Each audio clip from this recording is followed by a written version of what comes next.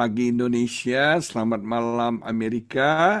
Bersyukur kepada Tuhan kalau pada hari ini semua sehat, semua segar, semua baik-baik. Amin. Tuhan mau berbicara kepada kita, ada pesan yang Tuhan taruh di hati saya pada pagi ini. Mari kita baca dari kitab Kejadian pasal yang ke-22, ayat yang ke-11 sampai ayat yang ke-18 menulis demikian. Tetapi berserulah malaikat Tuhan dari langit kepadanya, kepada Abraham. Abraham, Abraham, sahutnya, ya Tuhan. Lalu Tuhan berfirman, jangan bunuh anak itu dan jangan kau apa-apakan dia, sebab telah kuketahui sekarang bahwa engkau takut akan Allah. Dan engkau tidak segan-segan untuk menyerahkan anakmu yang tunggal kepadaku. Lalu Abraham menoleh dan melihat seekor domba jantan di belakangnya yang tanduknya tersangkut dalam belukar. Abraham mengambil domba itu lalu mengorbankannya sebagai korban bakaran pengganti anaknya. Dan Abraham menamai tempat itu Tuhan menyediakan, Jehovah Jireh. Sebab itu sampai sekarang dikatakan orang di atas gunung Tuhan akan disediakan. Untuk kedua kalinya berserulah malaikat Tuhan dari langit kepada Abraham, katanya, aku bersumpah demi diriku sendiri, demikianlah firman Tuhan, karena engkau telah berbuat demikian, dan engkau tidak segan-segan untuk menyerahkan, mempersembahkan, memberikan anakmu yang tunggal kepadaku, maka aku akan memberkati engkau berlimpah-limpah dan membuat keturunanmu sangat banyak seperti bintang di langit dan seperti pasir di tepi laut. Dan keturunanmu itu akan menduduki kota-kota musuhnya, oleh keturunanmu lah semua bangsa di bumi akan mendapat berkat karena engkau mendengar firmanku. Nah, saudara yang diberkati Tuhan, kita tidak bisa mengenal Tuhan kalau Tuhan tidak menyatakan dirinya kepada kita. Sekali lagi, kita tidak bisa mengenal Tuhan kalau Tuhan tidak reveal, kalau Tuhan tidak membukakan, kalau Tuhan tidak menyatakan dirinya kepada setiap kita. Dan saya belajar mempelajari seringkali di dalam masalah kita, seringkali di dalam pergumulan kita bisa mengenal Tuhan. Tuhan menyatakan dirinya kepada kita di dalam pergumulan kita. Kita belajar dari Daud. Ketika Daud terjepit, Alkitab berkata, Raja Filistin bergabung menjadi satu menyerang Daud. Musuh yang begitu besar, saudara, sudah siap Alkitab katakan. Nah, jemaat yang diberkati, Daud tidak tahu berbuat apa. Yang Daud lakukan adalah dia mencari Tuhan, dia bertanya kepada Tuhan. Dan Tuhan memberikan strategi kepada Daud untuk dia menyerang. Dan apa yang terjadi? Musuh dikalahkan. Dan tempat itu diberi nama oleh Daud adalah Baal Perazim, yang artinya adalah Master of Breakthrough. Saudara, ketika kita dalam tekanan, ketika kita dalam penderitaan, ketika kita dalam pencobaan, ketika kita dalam masalah terjepit, saudara, nggak ada jalan keluar, nggak ada solusi, nggak ada jawaban. Ingat, kita punya Tuhan penerobos. Mungkin ada masalah kita yang begitu berat, selama ini nggak ada jalan keluar, selama ini nggak ada solusi. Ingat, kita punya Tuhan yang namanya Baal Perasim, Tuhan yang sanggup menerobos, yang tidak mungkin jadi mungkin, yang tidak bisa jadi bisa, yang tidak ada jadi ada. Satu hari Agar lari dari Sarah. Kenapa? Karena Sarah begitu marah kepada Hagar. Hagar setelah dia hamil anak Abraham, dia sombong dan Sarah menyiksa Hagar. Hagar nggak tahan, dia lari. Nah, Alkitab berkata ketika dia dalam pelarian, Tuhan berjumpa dengan Hagar. Dan di situ diberi nama Jehovah Roi, yang artinya Tuhan melihat. Saudara yang diberkati Tuhan, kita punya Tuhan yang melihat keadaan kita, yang melihat hati dan pikiran kita, yang melihat pergumulan kita. Ketika kau dalam pergumulan, ketika kau dalam masalah, kau tidak sendirian. Ada Tuhan yang melihat. Nah, kita belajar juga ketika bangsa Israel mengalami masalah, yaitu mereka tidak ada minum, dan Yesus menyatakan dirinya sebagai Jehovah Rafa, Tuhan yang menyembuhkan. Nah, apapun masalah saudara, apapun persoalan saudara, apapun pergumulan saudara, itu kesempatan Tuhan menyatakan dirinya kepada kita, dan itu kesempatan untuk kita bisa mengenal Tuhan. Nah, dalam cerita yang kita bahas pada hari ini, Tuhan menyatakan dirinya kepada Abraham sebagai Jehovah Jireh, yang artinya Tuhan yang menyediakan, Tuhan yang mencukupkan. Saya bersyukur dan bersyukur dan bersyukur kita punya Tuhan Jehovah Jireh. Kita punya Tuhan yang menyediakan dan mencukupkan semua yang kita perlukan. Kalau kita bicara Jehovah Jireh, nggak cuma soal fulus ya. Nggak cuma soal dolar ya. Nggak cuma soal uang, saudara. Jangan pikir hanya financial, no. Tuhan bisa mencukupkan semua kebutuhan kita secara spiritual, semua kebutuhan kita secara relasional. Tuhan bisa mencukupkan semua keperluan kita secara spiritual. Tuhan bisa mencukupkan kebutuhan kita secara emosional. Dia Allah Jehovah Jireh, apapun yang kebutuhkan, apapun yang keperlukan, Tuhan bisa sediakan buat kita. Bicara finansial, waktu saya mau dioperasi Januari 2024, kita butuh biaya besar. Kami tidak punya uang cash pada waktu itu untuk bisa mengcover semua biaya operasi. Dan saya tidak punya asuransi. Asuransi saya dari kerajaan surga, Bapak Ibu. Nah, sepanjang diberkati, kami berangkat hanya modal kartu kredit istri saya. Puji Tuhan, untuk DP gesek kartu kredit lolos. Tapi Tuhan hebat. Di tengah-tengah pergumulan, butuh uang yang cukup besar. Tuhan bisa pakai orang-orang yang tidak pernah dipikirkan. Tuhan bisa pakai orang-orang yang selama ini sudah lama nggak kontak saya. Itu bisa dengar kabar dan mereka bisa mensponsor saya, mensupport saya, sehingga semua biaya tercukupi. Karena Tuhan Jehovah Jireh. Waktu saya mau operasi, kami cuma berdua datang ke Pineng. Saya bilang sama Tuhan, saya orang asing di sini. Kebetulan kita punya teman satu pendeta di sana yang komit untuk mendampingi saya. Dia bilang, Pak Pendeta gak usah takut, saya standby, saya siap untuk menemani Bapak apapun kondisi keadaan yang sedang terjadi, Bapak gak usah khawatir. Tapi satu, saya bilang Tuhan, kirim dong teman-teman yang lain yang mendoakan saya, yang mensupport saya. Karena jujur, ketika divonis kanker itu saya shock banget, saya down banget. Tuhan kirim teman saya dari Bali, saudara. Yang salah jadwal terbang ke Pineng, rupanya itu waktu saya untuk operasi. Dia bingung dia ke Pineng mau ngapain. Begitu dia tahu saya harus operasi, dia bilang ini tujuan Tuhan. Rupanya Tuhan kirim saya untuk menemani pastor. Luar biasa, sudah ada 2 orang. Sekarang masalahnya istri saya di hotel, dia nggak bisa tinggal di rumah sakit. Saya ambil kelas satu kamar berdua laki-laki, nggak boleh ada perempuan yang menemani. Nah, saudara, istri saya di hotel sendirian gimana? Tuhan kirim teman saya dari Medan, datang suami istri. Suaminya menemani saya, istrinya menemani istri saya. Jadi ada 4 pendeta Tuhan kumpulkan di Pineng untuk mensupport saya. Dia Jehovah Jireh. Amin, saudara. Apapun yang kita butuhkan, apapun yang kita inginkan, percaya Jehovah Jireh bisa cukupkan, sediakan. Saya pulang dari Pineng itu 9 Februari 2024. 10 Februari itu Imlek, Sincia. Istri saya bilang gini, sayang ya, 2024 kita nggak bisa Sincia, kita nggak bisa Imlek, kamu sakit, nggak apa-apa deh. Sudah tahu nggak Tuhan kasih surprise buat kami? Ketika kami tiba di Jakarta 9 Februari sore, malam, hampir malam. Tiba-tiba supir saya bilang gini, Pak, ada yang kirim dari Medan. Rupanya Sisi, saudara ya. Sisi kirim itu, sudah tahu pohon apa? Pohon Imlek. Pohon Imlek, saudara.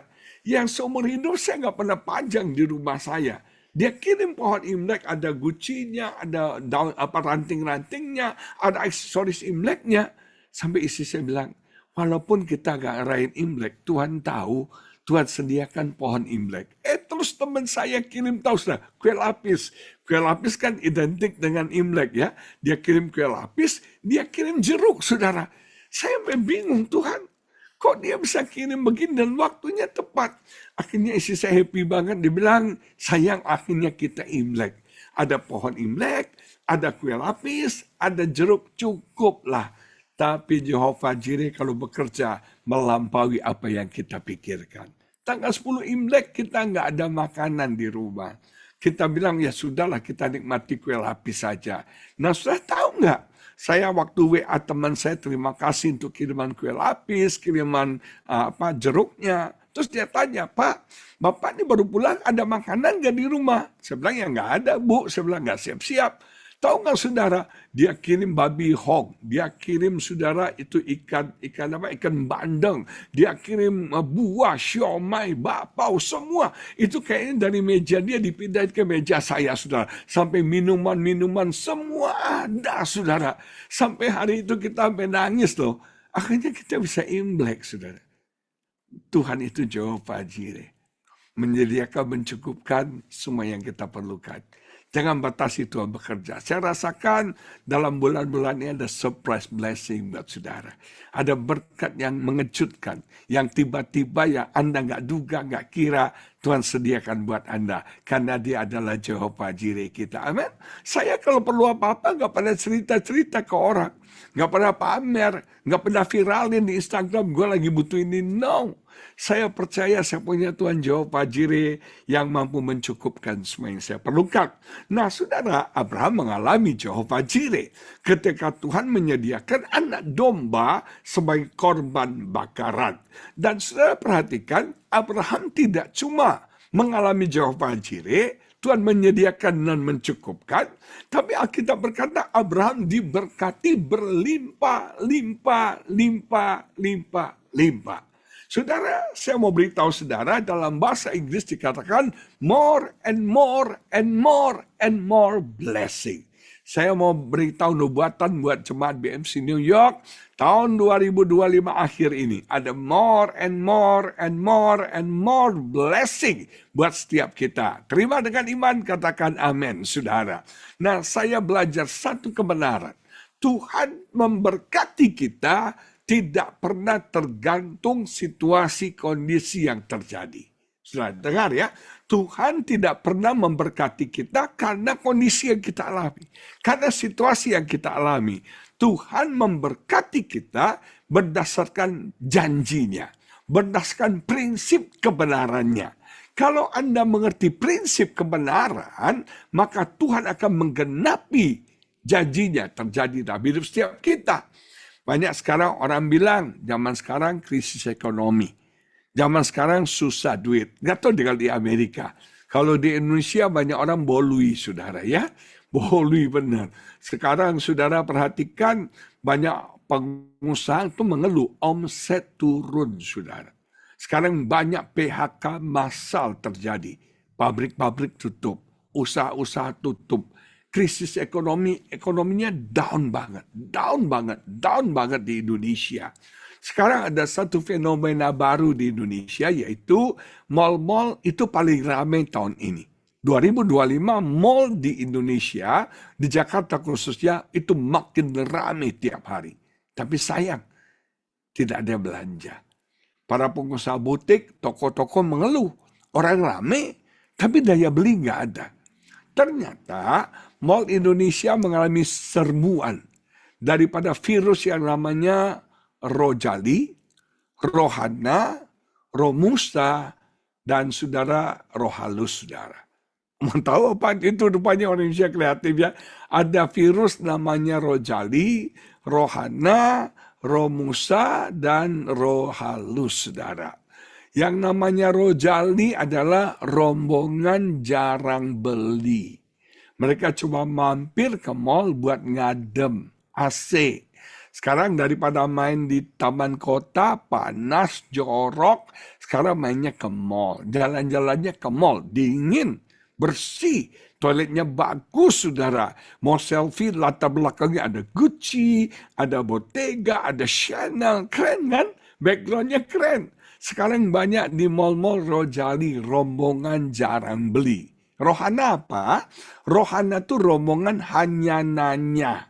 Dia tanya, Mbak harganya berapa? Kabur saudara ya. Ada lagi roh halus, rombongan hanya ngelus saudara. Ih bagus ya, kabur saudara. Yang paling susah tuh roh Musa, rombongan muka susah saudara. Nah cuma yang diberkati Tuhan sekarang jujur di Indonesia keadaan tidak mudah, keadaan sulit.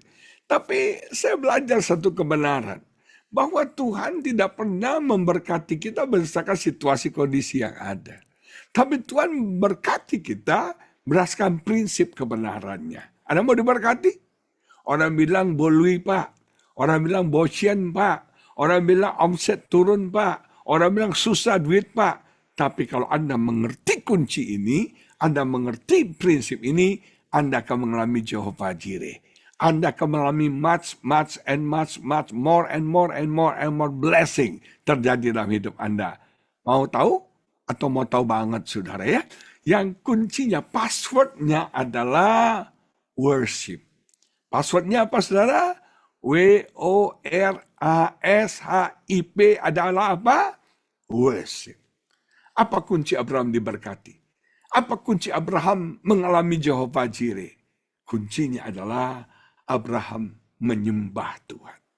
Worship. He is a worshiper. Dia adalah seorang penyembahan. Selain penyembah, nah jemaat yang diberkati Tuhan, kita baca. Kejadian 22:5 menulis demikian. Kejadian 22 ayat 5 menulis begini. Kata Abraham kepada kedua bujangnya itu, tinggallah kamu di sini dengan keledai ini. Aku beserta anak ini Isa akan pergi ke sana. Kami akan apa? Sembahyang. Kata sembahyang itu worship. Sesudah itu kami kembali kepadamu. Kalau Anda pelajari di Alkitab, kata worship itu pertama kali muncul di ayat ini, yaitu kata sembahyang ini. Saya bayangkan, ternyata ini kuncinya bahwa Abraham itu mengalami Jehovah Jireh. Ini kuncinya Abraham itu mengalami more and more blessing. Ketika kita menyembah Tuhan, you create the atmosphere of blessing dalam hidup Anda. Ketika Anda menyembah Tuhan, Anda menciptakan atmosfer berkat itu terjadi dalam hidup Anda. Karena pelajari hidup Abraham itu hebat. Dimanapun dia tiba, sampai dia selalu membangun mesbah. Selalu dia bangun mesbah. Mesbah bicara ibadah, penyembahan kepada Tuhan. Kalau Anda mau diberkati, passwordnya apa saudara? Worship. What is worship? Worship is all about God, not about ourselves. Kalau kita bicara tentang worship, kita berbicara tentang Tuhan, bukan tentang diri kita.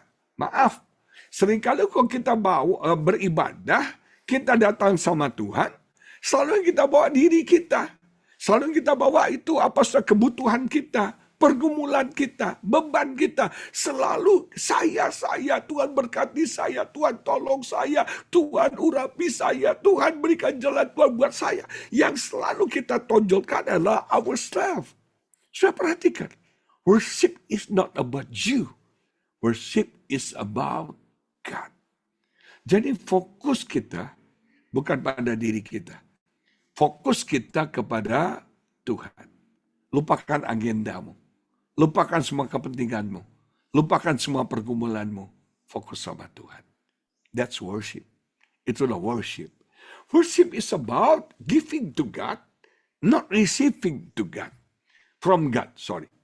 Kita ini selalu maunya terima. Berkati aku Tuhan. Terima. Kalau terima berkat, more, oh semua mau. Worship is not receiving from God, but giving to God. Setelah ini berkati, hidupnya harus seimbang. Ada waktunya kita menerima. Dan jujur ya, kita sudah menerima banyak dari Tuhan. Yang sepakat katakan amin. Kita sudah terima banyak dari Tuhan. Keselamatan, kesembuhan, mujizat, berkat, pertolongan banyak kita sudah terima. Yang namanya worship, we give to God. kita persembahkan kepada Tuhan. Kita persembahkan hati kita, hidup kita. Kita persembahkan karunia kita, talenta kita, waktu kita, harta kita kepada Tuhan. Hidup harus seimbang ya. Jangan jadi orangnya cuma terima doang. Give to God.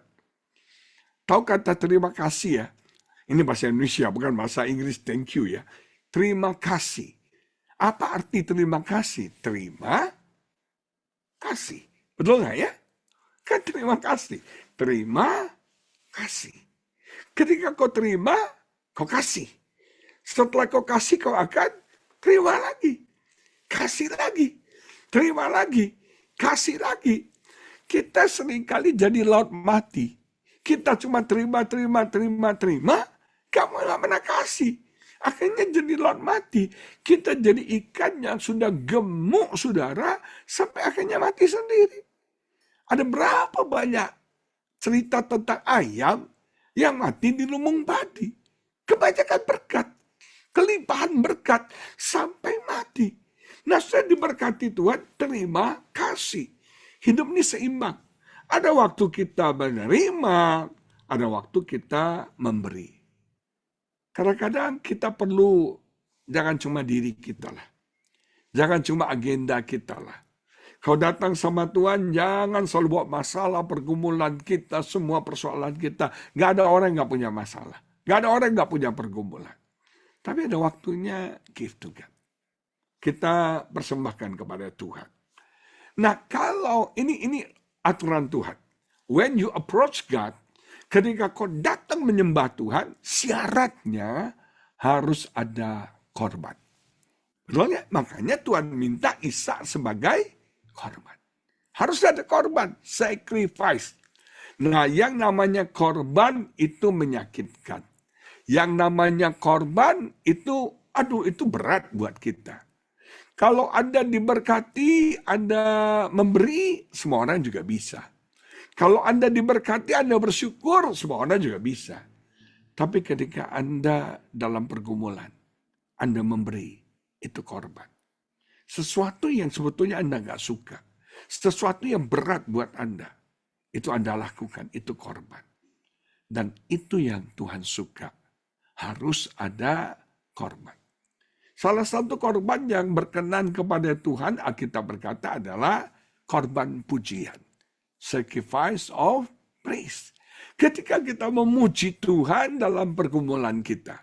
Ketika kita memuji Tuhan dalam beban kita. Ketika kita sakit. Ketika kita dalam beban berat. Ketika kita mengalami masalah. Harusnya kita menangis. Kita komplain. Kita mengeluh. Tapi kita memutuskan untuk memuji Tuhan. Nah, korban itu yang Tuhan suka.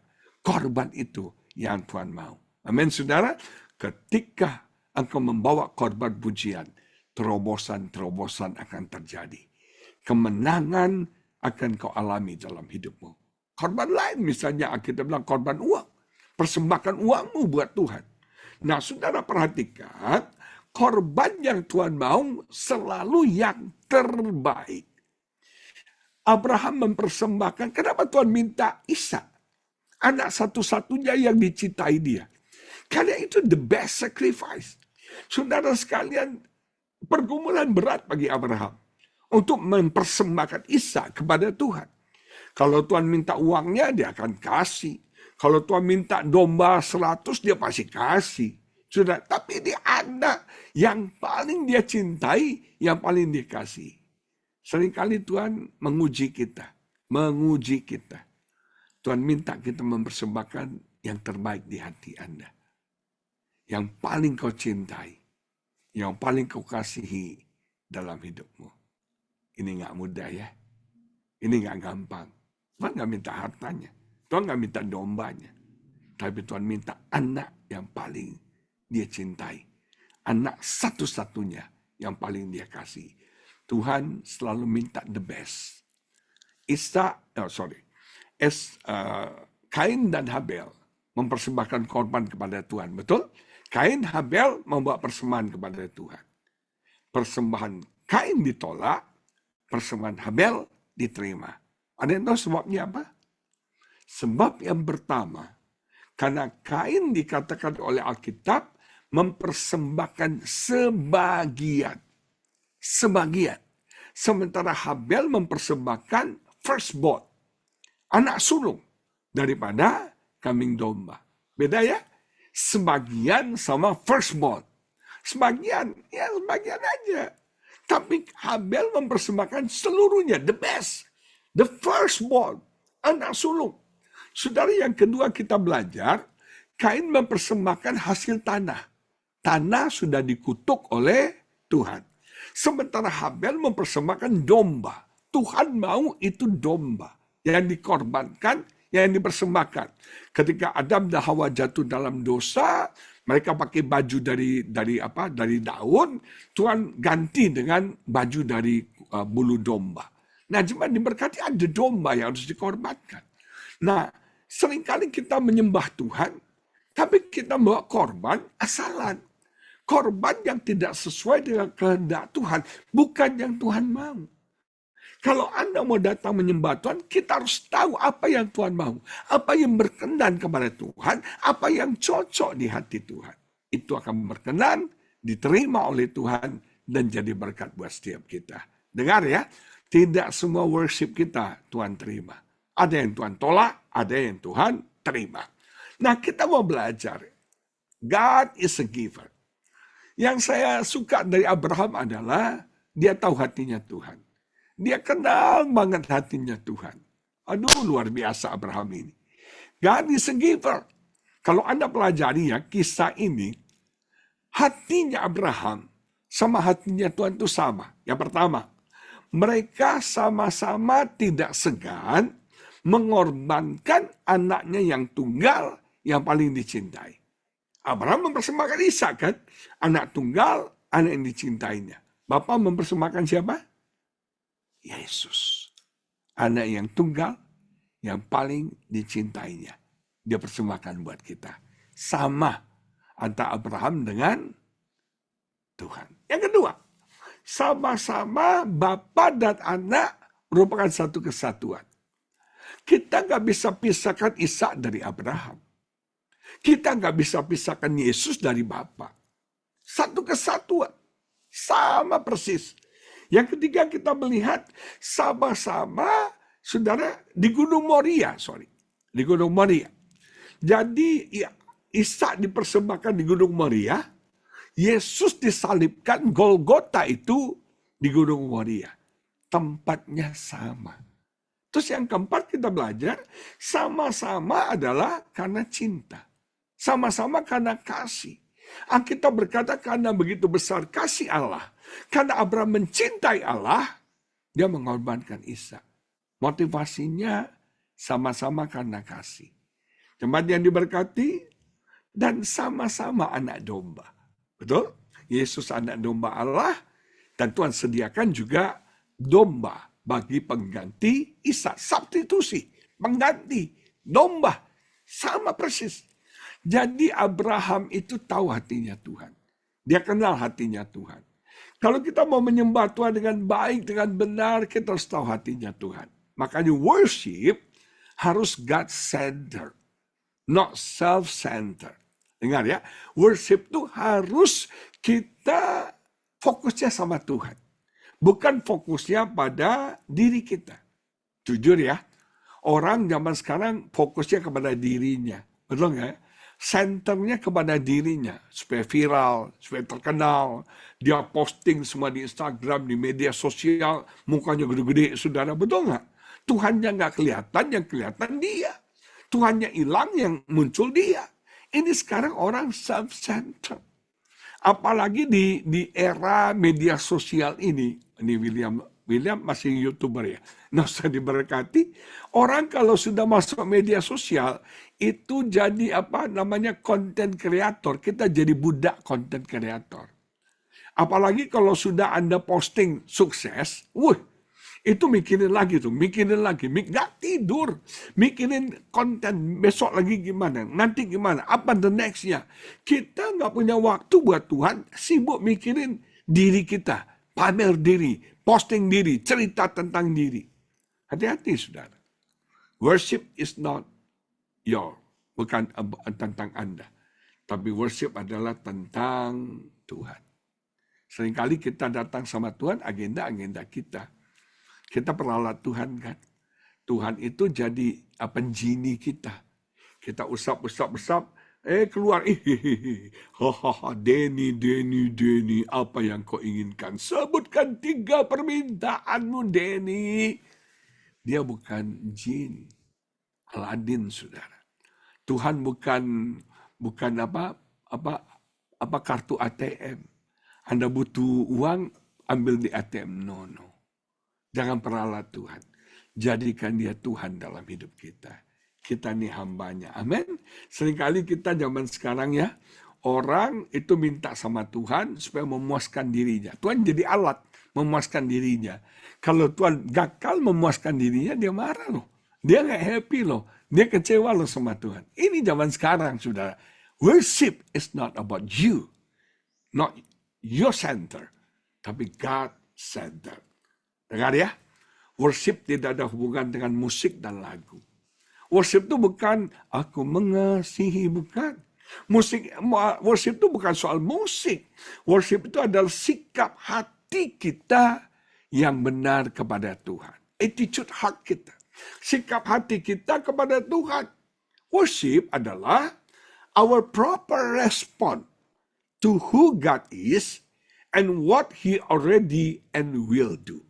Yang namanya worship, penyembahan adalah respon kita yang benar, yang baik tentang siapa Tuhan dan apa yang Tuhan sudah dan akan kerjakan dalam hidup kita.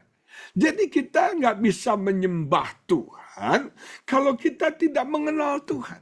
Kalau kita tidak mengenal karakternya, kalau kita tidak mengenal esensinya, kalau kita tidak mengenal kedaulatannya. Makanya sudah, Yesus bilang gini ya, kamu menyembah apa yang tidak kamu kenal. Kami menyembah apa yang kami kenal. You must know God. You must have relationship with God. Baru Anda bisa menyembah dia. Mengenal dia. Nah, selain diberkati Tuhan, kita masuk lebih dalam lagi. Kata worship, itu dari kata worship. Bicara tentang kelayakan. Ingat ya, hanya Tuhan yang layak, yang berharga untuk kita sembah. Iblis itu ingin kita sembah dia. Kalau Anda belajar skenario pencobaan Yesus di padang gurun, ada 3 kali kan. Ujung-ujungnya kan supaya Yesus menyembah iblis. Betul nggak saudara? Dia pakai yang namanya man's approval. Kamu nih kalau kamu anak Allah, ubahlah batu jadi roti. Saudara, saya mau beritahu. Siapa kita tidak ditentukan oleh apa yang kita lakukan. Dengar ya. Being kita tidak ditentukan oleh doing kita. Jangan izinkan apa yang Anda kerjakan mendefinisikan hidup Anda. No. Karena saya tukang parkir, saya jadi si Agus parkir. Ya tidak. Karena Pak Dedi ini ahli CCTV, Dedi CCTV. Tidak. Pekerjaan kita tidak mendefine siapa diri kita. Being kita ditentukan oleh Tuhan. Jangan izinkan kata orang menentukan diri kita. Si PC apa, si gendut ini, si pendek ini. No. Kata orang. Dulu saya minder, kenapa? Karena saya selalu dengar kata orang. Approval of man. Hati-hati saudara. Kalau Anda pelajari, dia nawarin semuanya. Kenikmatan dunianya sama Yesus. Tujuannya apa? Yesus menyembah dia kan. Yesus kan akhirnya bilang hanya Tuhan yang layak untuk disembah. Kalau kita bicara sembah, hanya Tuhan yang layak untuk disembah. Kata worship itu kelayakan. Sesuatu yang berharga, yang berarti buat kita. Saya mau nanya, berapa berartinya Tuhan dalam hidup Anda? Itu akan menentukan level penyembahan Anda. Kenapa ada kata berhala? Berhala adalah menggantikan Tuhan, Sang Pencipta, dengan ciptaan. Dengar ya, yang namanya berhala menggantikan Sang Pencipta dengan ciptaan. Kita menggeser Tuhan dalam hidup kita. Salomo itu gagal. Karena Tuhan udah bilang, raja tidak boleh punya banyak emas, gak boleh punya banyak kuda, gak boleh punya banyak wanita. Dia hajar itu semua. Dia langgar itu semua. Akibatnya hatinya condong dari Tuhan. Salomo masih percaya Tuhan. Dia masih jemaat BMC New York loh. Tapi hatinya udah gak sepenuh hati. Hatinya sudah condong ke berhala-berhala istrinya. Saudara, hati-hati. Kalau hati kita udah mulai condong. Hati-hati kalau hati kita udah gak 100%. Gak sepenuh hati lagi sama Tuhan. Amin. Jadi kita belajar untuk menghargai Tuhan. Kita belajar untuk menjadikan Tuhan yang pertama dalam hidup kita. Orang Majus, mereka menyembah Yesus, betul? Orang Majus datang dari timur jauh-jauh menyembah Yesus. Apa spesialnya Yesus? Kenapa mereka menyembah Yesus? Ada yang tahu? Kenapa mereka menyembah Yesus? Hanya seorang bayi di kandang domba. Ini yang buat Herodes gempar dan takut. Karena Yesus itu adalah sang raja. Yesus itu sang raja. Yang disembah itu adalah raja. Apakah Yesus sudah jadi raja dalam hidup kita? Apakah Yesus sudah jadi bos dalam hidup kita? Coba tanya. Who's the boss? Siapa bos kita? Tuhan, diri kita, atau siapa? Siapa jadi bos kita? Nah, worship itu adalah syakah. Syakah itu artinya to bow down, to prostrate. Artinya tertelungkup. Artinya humble. Orang nggak bisa menyembah Tuhan dengan kesombongan. Orang sombong nggak bisa menyembah Tuhan. Hanya orang yang merendahkan hatinya bisa menyembah Tuhan. Tuhan 100, kita 0. Kita ini nggak ada apa-apanya. Semuanya karena Tuhan. Si Musa hidup 120 tahun, betul? 40 tahun pertama di Mesir, 40 tahun kedua di Median gembala kambing domba, 40 tahun ketiga di mana? Pemimpin besar bangsa Israel. Masa 40 tahun pertama itu masa jaya. Episode kemegahan glamor buat dia. Masa di mana si Musa bilang, I am somebody. Gua ini keren banget loh. Cowok idola. I am somebody. Nah, Tuhan gak bisa pakai I am somebody. I am somebody gak bisa menyembah Tuhan. Dikosongin sama Tuhan. Di padang gurun, dia berkata, I am nobody. Ketika dia sudah mengalami nobody, dia 0, Tuhan angkat dia. Dia berkata, God is everything. Tuhan adalah segala-galanya. Anda akan bisa menyembah Tuhan kalau Anda nobody. Anda bisa jadikan Yesus raja kalau Anda nobody. Kita sadar kita ini 0, nggak ada apa-apanya. Tuhan semuanya. Tuhan semuanya. Tuhan 100, kita 0. Itu worship. Nggak ada nyanyinya, nggak ada lagunya. Tapi sikap hati yang menjadikan apa? Tuhan itu segala-galanya. Humble. Untuk menyembah butuh kerendahan hati. Orang sombong biasanya menyembah dirinya sendiri. Ada satu prinsip lagi. Kita akan menjadi serupa dengan siapa yang kita sembah. Kalau Anda sembah setan, Anda mirip setan. Kalau Anda sembah Tuhan, Anda semakin serupa dengan Tuhan. Jadi yang namanya penyembah-penyembah itu nggak songong, nggak sombong. Yang namanya penyembah-penyembah itu rendah hati, murah hati, lemah lembut, sabar, itu para penyembah. Dia serupa dengan Tuhan. Coba lihat. Anda masih serupa Tuhan apa hantu nih sudah? Beda tipis ya, serupa Tuhan atau serupa hantu. Saya lewati sedikit. Kata worship itu artinya proskuneo, yang artinya to kiss the hand, mencium tangan. Kalau ini konteks seekor anjing, yang ketika tuannya pulang dia cium tangan tuannya. Jadi saya belajar nih ya, kenapa banyak suami-suami lebih sayang anjingnya daripada istrinya. Ada yang punya anjing di Amerika. Biasanya suami-suami lebih sayang anjingnya daripada istrinya. Kenapa? Dia capek di kantor, stres ya. Dia banyak masalah, pulang ke rumah. Yang sambut tuh anjing. Masih di pintu. Anjing udah goyang-goyang, ekornya udah senang banget. Begitu sampai dicium-cium, betul nggak usah? Senang banget, itu stres hilang loh. Istri kita pulang, apalah, mana dolarnya? Harga barang-barang di Costco naik nih. Wah, lu tahu gak ya pas kalau sudah nah, sudah diberkati to kiss the hand. Ini bicara cinta. Cinta. Kita nggak bisa menyembah Tuhan tanpa cinta. Ingat ya, menyembah itu bukan kewajiban, bukan aturan, tapi base-nya adalah cinta. Semakin dalam cinta kita sama Tuhan, semakin dalam penyembahan kita. Coba cek, apakah kita masih punya cinta?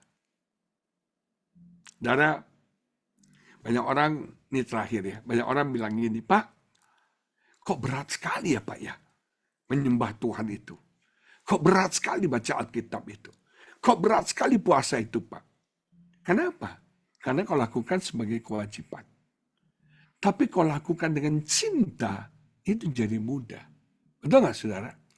Alkitab berkata Yakub tuh cinta banget sama Rahel. Cinta banget.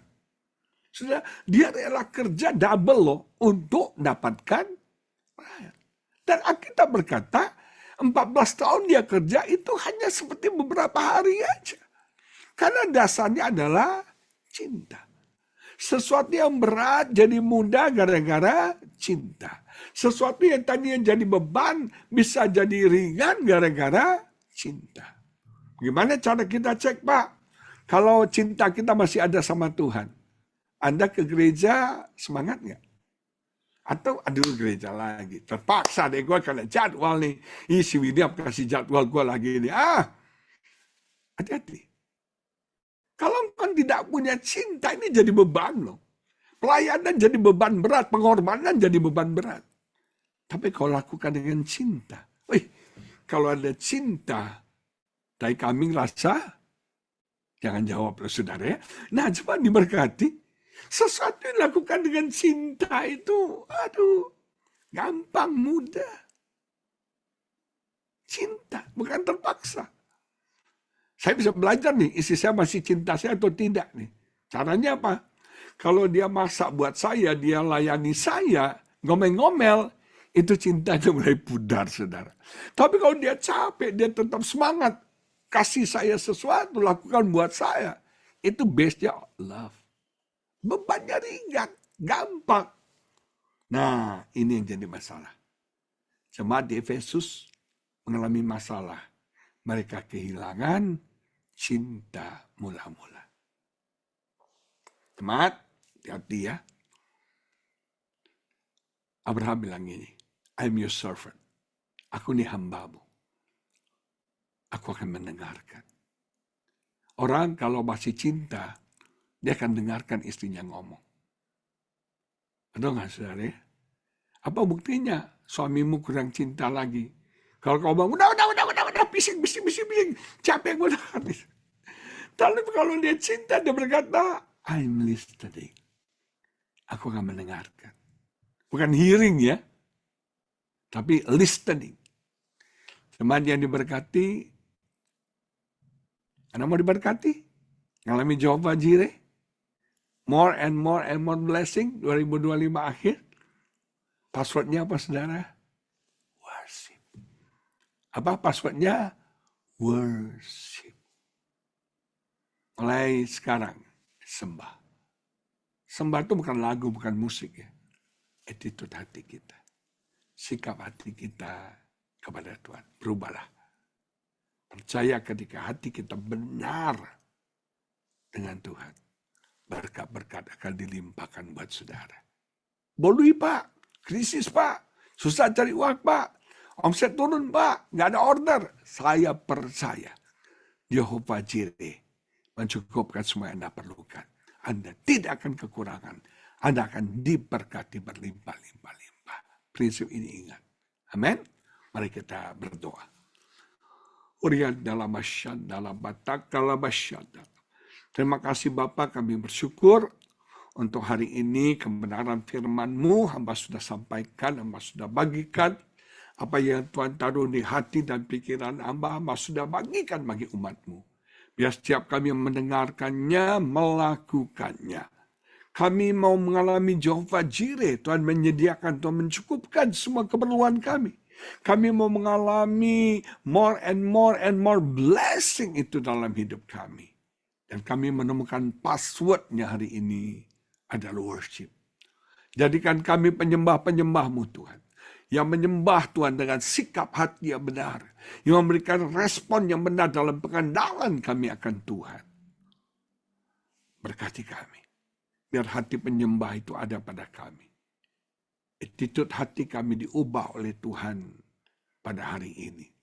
Berkati semua teman-teman yang mengikuti ibadah ini, baik secara Zoom, YouTube, apapun platformnya, Tuhan berkati mereka. Biar apa yang Tuhan janjikan kepada Abraham, kami terima hari-hari ini. Situasi sulit, keuangan tidak mudah, tapi kami punya Jehovah Jireh yang menyediakan, mencukupkan semua yang kami perlukan. Saya rasa kuat di hati saya. Dalam hari-hari ke depan, ada surprise blessing Tuhan berikan buat saudara.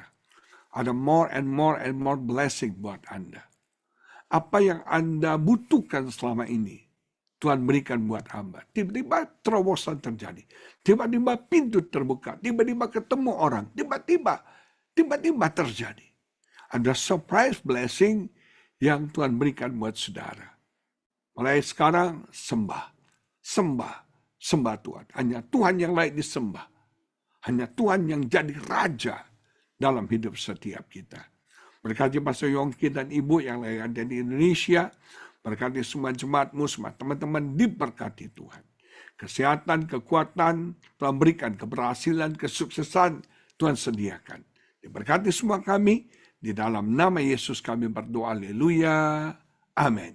Yang mengalami Jehovah Jireh katakan amin. Amin. Amin, amin, amin. Puji nama Tuhan. Semua diberkati luar biasa ya Bapak Ibu Saudara di Indonesia maupun di Amerika. Terima kasih banyak Pastor Agus Lutan. Terima kasih buat pelayanan yang luar biasa. Kami sangat diberkati. Saya sangat diberkati secara pribadi juga. Dengan kerendahan hati sekali lagi kami minta Pastor Agus Lutan boleh berdoa untuk doa penutup dan doa berkat untuk jemaat BMC dan orang-orang di Indonesia ataupun di Amerika. Saya persilahkan, Pastor. Bapak yang baik, kami satukan hati kami, bersyukur, berterima kasih. Engkau setia buat kami, Engkau Allah yang tidak pernah meninggalkan kami. Engkau Allah yang selalu mencukupkan, menyediakan semua yang kami perlukan. Kami tidak pernah kekurangan sesuatu yang baik. Tuhan tidak pernah menahan semua yang baik buat kami, anak-anak-Mu Tuhan. Terima kasih Bapa, berkati setiap jemaat-Mu, dimanapun mereka berada saat ini, yang mungkin sedang siap-siap istirahat, yang siap-siap mau kerja, apapun yang mereka lakukan, kegiatan mereka, Tuhan berkati, Tuhan buat berhasil dan beruntung. Mari saudara angkat tangan-Mu dan terimalah berkat Tuhan. Terimalah kasih yang besar daripada Allah Bapa, kasih karunia yang berlimpah-limpah dari Tuhan Yesus Kristus, dan persekutuan yang manis dengan Roh Kudus menyertai engkau dari sekarang sampai selama-lamanya. Tuhan membuat apapun yang kau kerjakan berhasil, sukses, beruntung. Tuhan memberikan kau tubuh yang sehat, umur yang panjang. Kau jadi kepala dan bukan ekor, terus naik dan tidak pernah turun. Tangan Tuhan yang kuat menjagai, melindungi, memagari, menolong, dan memberkati engkau. Terimalah berkat di dalam nama Tuhan Yesus Kristus. Semua yang percaya bersama-sama kita katakan amin.